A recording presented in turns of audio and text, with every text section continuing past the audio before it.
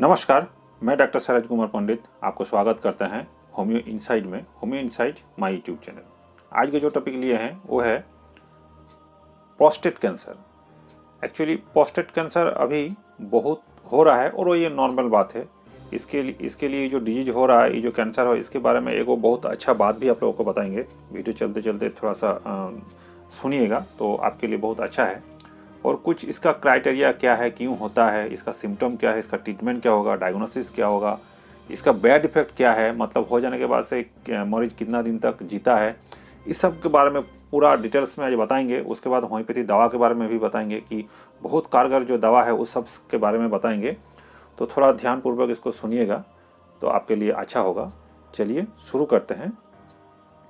उससे पहले बोल लें, आप अगर मेरे चैनल में पहली बार आए हैं तो आपको स्वागत है, और जो बहुत दिनों से मेरे साथ जुड़े हुए हैं उनको हार्दिक स्वागत है। और क्या कीजिएगा, वीडियो चलते चलते एगो लाइक जरूर दीजिएगा अगर वीडियो अच्छा लगे तो, और अगर बहुत काम में आए आपको वीडियो तो फिर एगो सब्सक्राइब करके रख लीजिएगा, और साइड में जो आई बॉल बटन है उसको ऑल में प्रेस करके रख लीजिएगा, ताकि जब भी मैं वीडियो दूँ इसके रिलेटेड तो आपको तुरंत मिल जाए। चलिए शुरू करते हैं। आज का जो टॉपिक है वो है प्रोस्टेट कैंसर। इससे अगला वाला जो वीडियो हम बनाए थे ओवर एक्टिव ब्लैडर, उसमें भी बोले थे कि प्रोस्टेट ओवर एक्टिव ब्लैडर का एक कारण हो सकता है, जो प्रोस्टेट कैंसर भी हो सकता है, एनलार्ज भी हो सकता है, व बेनिन हाइपरट्रोफी व बेनिन प्रोस्टेट भी हो सकता है। बहुत कारण होता था। तो उस वीडियो को भी एक बार जरूर देख लीजिएगा, आई बटन में जाएगा, देख लीजिएगा तो आपको काम में आएगा, या तो फिर लास्ट में उसको एंड स्क्रीन में दे देंगे। देखिए आज का जो टॉपिक है प्रोस्टेटिक कैंसर या प्रोस्टेट कैंसर है क्या। एक्चुअली हम लोग को जानना है कि प्रोस्टेट का काम क्या है, प्रोस्टेट है क्या।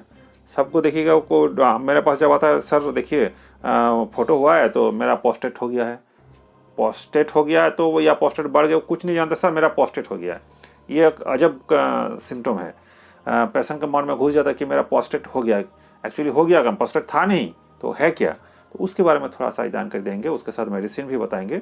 आप लोग थोड़ा सा सुनते रहिए। देखिए एक्चुअली प्रोस्टेट कैंसर है क्या। जो हम लोग का जो प्रोस्टेट है उसका अगर कैंसर हो जाता है तो उसी को प्रोस्टेट कैंसर कहा जाता है। एक्चुअली प्रोस्टेट क्या है, देखिए प्रोस्टेट एगो मेल रिप्रोडक्टिव सिस्टम का एगो अंग है, ये ग्लैंड है। एक्चुअली वो नहीं रहेगा तो फिर हम लोगों का जो वीर्य है, या तो फिर जो मर्दानी जो क्षमता है, या तो फिर प्रजनन जो क्षमता है वो एकदम बेकार हो जाएगा और ज़्यादा इफेक्टिव रहेगा ही नहीं। तो ये रिप्रोडक्टिव एगो सिस्टम का पार्ट है, एक ग्लैंड है।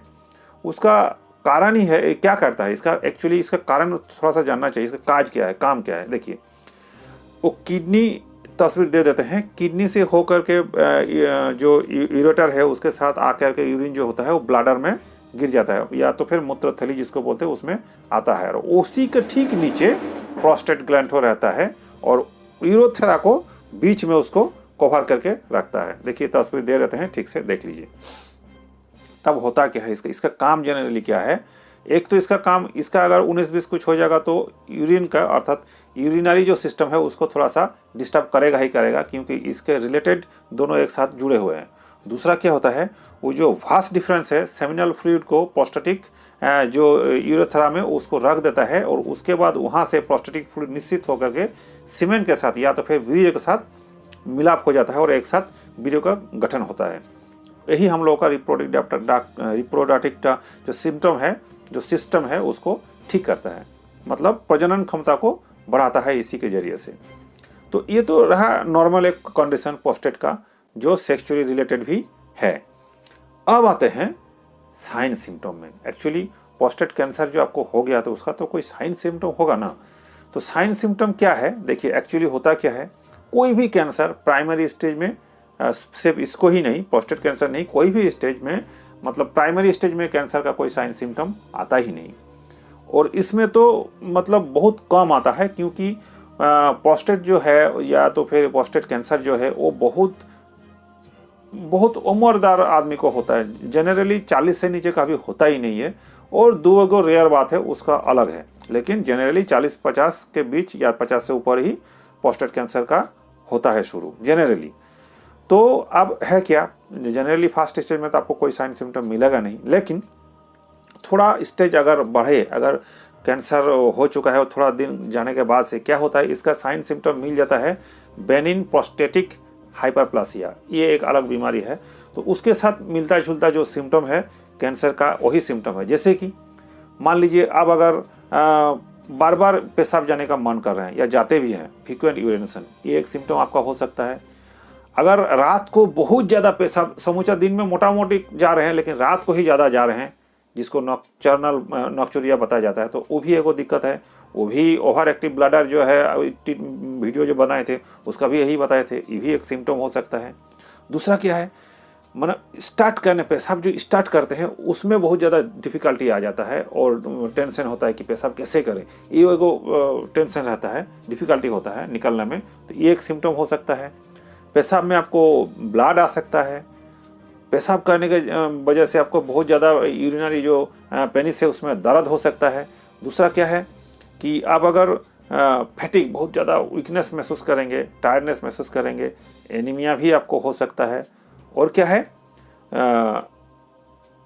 यूरिन आप कैसे होता है ना जी, यूरिन लगा तुरंत जाना पड़ेगा, मतलब 2-1 मिनट भी आपको वेट नहीं होगा, मतलब जो यूरिन जो थैली है, ब्लैडर है, उसको रोक के नहीं रख सकता है, ये भी एक होता है, ये सब चलता है। और क्या होता है, अगर प्रोस्टेट गड़बड़ होगा तो आपको जनरली क्या होगा कि सेक्सुअली वीकनेस आपको आ गया ही, जैसे कि प्रीमेच्योर इजैकुलेशन हो सकता है, या तो फिर आपको ईडी का प्रॉब्लम हो सकता है, ये सब कुछ मिला के होता ही है।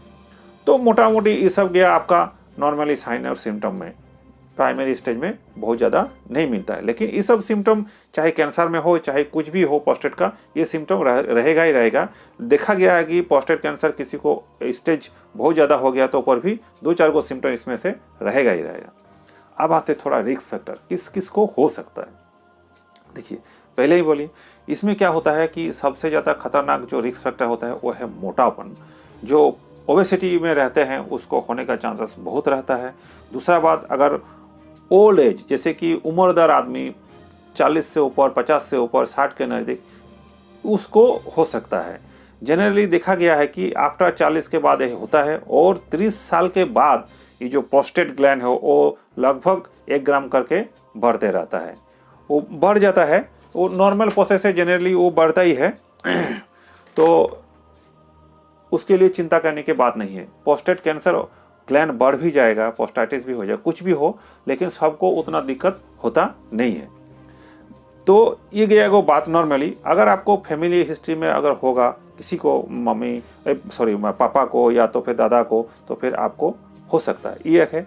और क्या है, जनरली जो बहुत ज़्यादा रेड मीट खाते हो या तो मांसाहारी बहुत मांसाहारी खाने का मन करता हो, उस सबको भी एगो रिस्क फैक्टर रहता है। दूसरा बात, प्रोस्टाइटिस, अगर कोई इन्फेक्शन हो प्रोस्टेट का बहुत दिनों से क्रोनिक फॉर्म में, तो फिर कैंसर में टर्न ले सकता है। और एगो होता है जिसको गोनोरिया हो, एक्चुअली बहुत ज़्यादा सेक्सुअल पार्टनर रहने से जो खराब बीमारी हो जाता है, किसी किसी को गोनोरिया भी हो सकता है, तो उसको भी प्रोस्टेट कैंसर हो सकता है। तो ये तो गया रिस्क फैक्टर किस किस को हो सकता है। होगा ऐसा नहीं, लेकिन एगो चांस रहता है कि आपको हो सकता है। जैसे कि कोई नहीं बोलता है दारू पीने से लिवर खराब हो जाएगा, हाँ होता है, लेकिन दारू पीने से ही लिवर खराब होगा ऐसा भी नहीं है, लेकिन होता है। पाया गया है कि 99% तक हो जाता है, 1% किसी को नहीं होता है, ऐसा भी बात है। अब आते हैं डायग्नोसिस कैसे करेंगे। सिम्टम हमको तो देखें कि ऐसे ऐसे सिम्टम है, तो डायग्नोसिस में क्या होता है, हम लोगों के पास जब आता है कोई सर बोलता है कि सर हमको देखिए ना पेशाब में थोड़ा सा ब्लीडिंग हो रहा है, या तो फिर बहुत बार बार पेशाब जाने का मन करता है, या तो फिर बोलेगा सर रात को ही बहुत ज़्यादा दिक्कत होता है, या तो फिर कोई बोलेगा सर ड्रॉप हमको पेशाब हो जाता है तो मैं कंट्रोल नहीं कर पाता हूँ। तो ये जो सिम्टम आता है तो हम लोग पहले ही करते हैं दवा के साथ एगो अल्ट्रासोनोग्राफी करने के लिए बोलते हैं, या तो फिर किसी किसी को MRI भी किया जाता है, और फिर किसी किसी को सिस्टोस्कोपी भी बताते हैं करने के लिए। और एक ब्लड टेस्ट होता है PSA, प्रोस्टेटिक स्पेसिफिक एंटीजन। इसमें क्या होगा, उसको पाया जाता है कि इसको कैंसर है या नहीं है, और लास्ट में बायोप्सी किया जाता है। तो ये सब डायग्नोसिस करने के बाद पता चल ही जाता है कि आपको कैंसर हुआ है या तो नहीं। अगर कैंसर हो गया है तो इसको प्रिवेंट कैसे करें, कैंसर ना हो इसके लिए क्या करें। देखिए, अगर कैंसर आपको हो जाता है तो फिर डाइट बहुत ज़्यादा आपको फैक्टर है, और कैंसर ना हो तो इसके लिए क्या करना चाहिए। देखिए, नशा नहीं करना चाहिए, एक बात।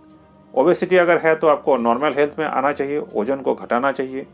और क्या है, फैमिली हिस्ट्री है तो फिर आपको सावधान रहना चाहिए, और बहुत ज़्यादा सेक्सुअली पार्टनर आपको नहीं रहना चाहिए। और खान पीन में अगर निरामिष भोजी है, मतलब कि बहुत ज़्यादा मांस नहीं खाते हो, कोई भी मांस, तो आपके लिए बहुत अच्छा है। अब आते हैं ट्रीटमेंट में। देखिए ट्रीटमेंट एलोपैथी में तो बहुत सारा है या आयुर्वेदिक में, उसके बारे में हम नहीं जाएंगे। आज हम जाएंगे कुछ स्पेसिफिक मेडिसिन होम्योपैथी में है, जो मेरे ख्याल से मेरे लास्ट तक सुनिएगा, आपको बहुत काम में आएगा। तो ये दवा देने के बाद से आपको कोई भी सिम्टम होगा, चाहे कैंसर हो या प्रोस्टेट ग्लैंड स्वेलिंग हो या एनलार्ज हो, वो आपको काम में आएगा। क्योंकि पहले तो आपको वही सिम्टम आएगा या साइन आएगा, कैंसर तो आपको लास्ट में पकड़ा जाएगा, क्योंकि प्राइमरी स्टेज में पकड़ा जाता ही नहीं है। तो ऐसा बात है। तो देखिए फास्ट में जो हम दवा बताते हैं आपको, वो है कोनियम मैक। ये बहुत मार्वेलस प्रोस्टेट कैंसर या तो एनलार्जमेंट प्रोस्टेट जो है वो उम्रदार आदमी के लिए है।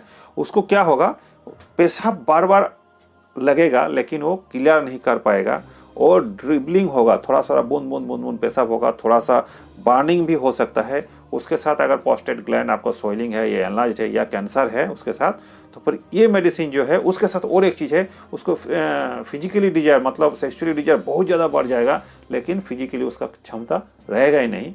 और अगर थोड़ा सा यंग एज में जाइएगा तो वो बताएगा आपको कि सर अगर यंग एज में हम जब थे तो कोई भी इतना मेरा डिजायर स्ट्रांग था कि अगर किसी से बात भी कर लेते थे तो मेरा प्रोस्टेटिक फ्लूइड या वीर्य निकल जाता था, ऐसे को सिम्टम आपको बताएगा। तो उसके लिए कोनियम मैक प्रोस्टेटिक कैंसर में बहुत अच्छा है।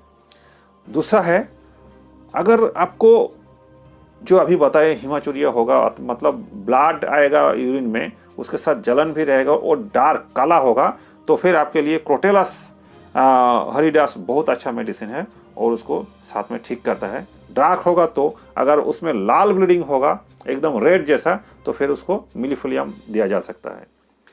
तीसरा जो मेडिसिन बताएंगे वो है क्लेमेटिस इरेक्टा। देखिए इसको जो है ना, अभी जो बताए साइन सिम्टम में जो बहुत ज़्यादा जो गोनोरिया किसी को होता है, या तो फिर सेक्सुअल रिलेटेड बहुत ज़्यादा रहते हैं दूसरे के साथ, मतलब सेक्सुअल पार्टनर बहुत ज़्यादा है, उसको गोनोरिया हो गया है, उसके साथ अगर प्रोस्टेटिक कैंसर है तो फिर ये मेडिसिन उसके लिए बहुत अच्छा है। इसको देखिएगा बर्निंग सेंसेशन होगा, लेकिन पेशाब का मुंह जो है लास्ट में जहाँ से पेशाब निकलता है उसमें एगो टिंगलिंग पेन रहता है और जलन भी रहता है, और ड्रॉप बाय ड्रॉप इसको भी पेशाब होता है। इसको लगेगा कि हमको पूरा पेशाब निकाल ही नहीं पा रहा है, तो फिर ये मेडिसिन जिसका नाम है क्लेमेटिस इरेक्टा बहुत अच्छा है। पावर कितना है हम साइड में यहाँ लिख देंगे, देख लीजिएगा। खाने का नियम भी बता रहे हैं इसके बाद। और एक चीज़ दवा बता रहे हैं, जो ओल्ड एज है बहुत ज़्यादा उसको ठंडा मौसम अच्छा नहीं लगता है और बहुत ज़्यादा पसीना आता है बहुत ज़्यादा, एकदम हाथ में, सर पे, पैर पे, और थोड़ा मंदबुद्धि टाइप का होगा, तो उसको अगर प्रोस्टेटिक कैंसर है तो फिर बहुत अच्छा है। उसके साथ अगर प्रोस्टेट एनलार्ज भी है, उसमें ट्यूमर भी होगा, तो ये मेडिसिन आपके लिए बहुत अच्छा है। और इसको एक टेंशन देखिएगा कि बार बार पेशाब जाएगा, समूचा दिन में पेशाब हो ही रहा है, जाएंगे, आ रहा है जा रहा है, आ रहा है जा रहा है, ये लगा रहेगा। एगो ओल्ड एज में अगर बहुत ज़्यादा होगा, मतलब 60-70 के बीच अगर ऐसे होता है, तो ये मेडिसिन बहुत अच्छा है, जिसका नाम है ब्राइटा कार्ब। और एक चीज़ बता देते हैं लास्ट में, वो जो बोले रात को बहुत ज़्यादा पेशाब आपको होने लगता है, समूचा दिन में लगभग ठीक है, और प्रोस्टेट कैंसर भी है और प्रोस्टेट एनलार्ज भी है, तो इसके लिए सेवाल सेलुलर जो है मेडिसिन मदर टिंचर में ही लेना चाहिए और बहुत अच्छा काम करता है। कैंसर में भी बहुत अच्छा ही काम है। शरीर अगर वीकनेस हो गया है, एनीमिया भी आपको हो रहा है प्रोस्टेट कैंसर के वजह से, और वो बहुत ज़्यादा फैटिग महसूस हो रहा है, तो ये दवा आपके लिए बहुत अच्छा है। लास्ट में को जो बताएंगे वो है थुजा। देखिए थुजा पेशेंट जो है ना, उसको चिली पेशेंट ही है, मतलब बहुत ज़्यादा ठंडा पसंद नहीं है, लेकिन उसको स्पेसिफिक कुछ है, उसको देखना पड़ेगा, माइंड सिम्टम देखना पड़ेगा। अगर प्रोस्टेट में कोई ट्यूमर हो गया है, वो तो एक ग्लैंड है, उसमें भी अगर ट्यूमर है, समूचा शरीर में कहीं ना कहीं ट्यूमर है, या तो फिर इस सब में वाट है, ये सब देखने के बाद से, और उसको गोनोरिया का कोई सिम्टम होगा, मतलब वही है जो इससे पहले बोले क्लेमेटिस में, जो शारीरिक संबंध बहुत ज़्यादा बनाते हो दूसरे पार्टनर के साथ, उसके बाद कभी ना कभी उसको गोनोरिया हुआ है, और उसके बाद अभी जो है प्रोस्टेट कैंसर हो गया है, तो फिर ये मेडिसिन बहुत ज़्यादा काम करता है और बहुत अच्छा भी है। देखिए खाने का नियम वही है, कोनियम को अगर लेना है, आपको सिम्टम मिलता है तो फिर 1 ml लीजिएगा, 4 डोज लीजिएगा सुबह शाम करके, बस उसको छोड़ देना है और नहीं लेना है। उसके बाद 15 दिन के बाद कैसे स्थिति है हमको फ़ोन कीजिए, या तो फिर उसको दवा पोटेंसी बढ़ा के खाना चाहिए। दूसरा है क्रोटेलस वो थोड़ा 30 पोटेंशियम में लीजिएगा, छोटा पोटेंशियम में लीजिएगा। अगर ब्लीडिंग ज़्यादा हो रहा है तो समूचा दिन में तीन बार करके 2 दिन 3 दिन लेने से वो ब्लीडिंग खत्म हो जाएगा और ठीक हो जाएगा। लेकिन अगर डार्क ब्लड होगा तो, अगर लाल ब्लड आ रहा है या तो फिर आपको रेड ब्लड आ रहा है यूरिन में, तो फिर मिलीफिलियम मदर टिंचर लेना है। उसको 10 बूंद करके हाफ कप पानी में 3 बार लीजिए। समूचा दिन 2-3 दिन खाने से ही आपको ठीक हो जाएगा। दूसरा जो है ब्राइटा कार्ब, इसको हर हमेशा 1 mg पोटेंशियम में लीजिएगा और 4 डोज लीजिए, सुबह शाम 2 दिन कर लिए, वो तो आपके लिए अच्छा है। एक बात बताएं, सरसापेलिया मदर टिंचर जो सरसापेलिया बोल रहे हैं सवाल सर, वो है मदर टिंचर फॉर्म में। हाफ कप पानी में 10 बूंद समूचा दिन में 3 बार लीजिए, ये आपके लिए बहुत ज़्यादा अच्छा होगा। और 15 दिन से ज़्यादा नहीं लीजिएगा, फिर गैप करके फिर ले सकते हैं। थुजा जो है वो 1 mg पोटेंशियम में लीजिएगा, 4 को डोज लीजिएगा, सुबह शाम करके, फिर उसको नहीं लेना है 15 दिन तक। उसके बाद उसको पावर पोटेंसी बढ़ा के जैसे कंडीशन होगा फिर उसको इलाज चलेगा। अगर कुछ इस बारे में आपको जानकारी लेना हो तो हमको कमेंट बॉक्स में बताइए क्या करना है नहीं करना है, या तो फिर कोई वीडियो चाहिए तो हमको बोलिए, आपके लिए जरूर वीडियो बनाएंगे।